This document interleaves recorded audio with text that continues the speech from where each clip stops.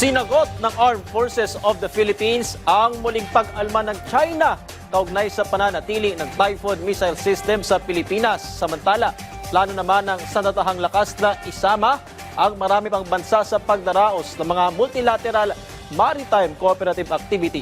Narito ang report. Nanindigan ng Armed Forces of the Philippines na walang naging pangako na alisin ang mid-range capability o Typhoon missile system ng Amerika sa Pilipinas. Sagot ito ng AFP sa muli na namang pag-alma ng China sa pananatili ng Typhoon missile system.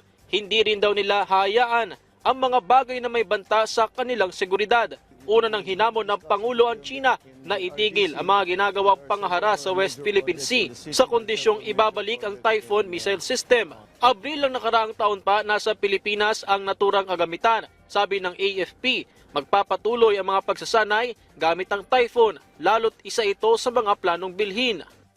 Presence nitong Typhoon missiles is for us to rehearse how to use it, how to deploy it, tinitingnan natin yung logistical trains, paano yung probability of transfers from one location to the other. As long as we are using it for these training purposes and the commitment to use this for our exercises, nandiyan siya. Samantala, ipinakita ang pinaigting na interoperability sa ikapitong multilateral maritime cooperative activity sa pagitan ng Pilipinas, Amerika at Canada nitong Miyerkules.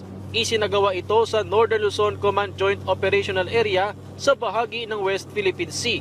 Idineploy ng AFP ang BRP Andres Bonifacio at C-90 aircraft habang naglayag sa Canada ang HMCS Ottawa kung saan lumahok naman ng US sa pre-sale at monitoring ng aktibidad.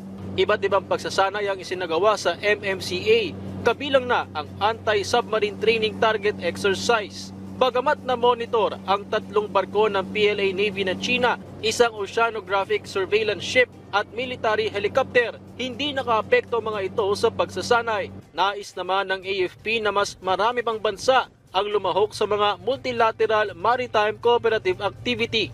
We are looking forward to having more of this with other countries such as Italy, United Kingdom and France.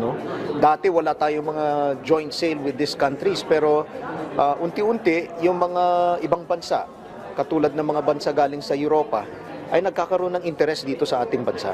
Target din imbitahan ng Pilipinas ang South Korea na sumama sa tinatawag na Squad. Isa itong alyansa na binuo para isulong ang malayang Indo-Pacific at kinabibilangan ngayon ng Pilipinas, Amerika, Australia at Japan.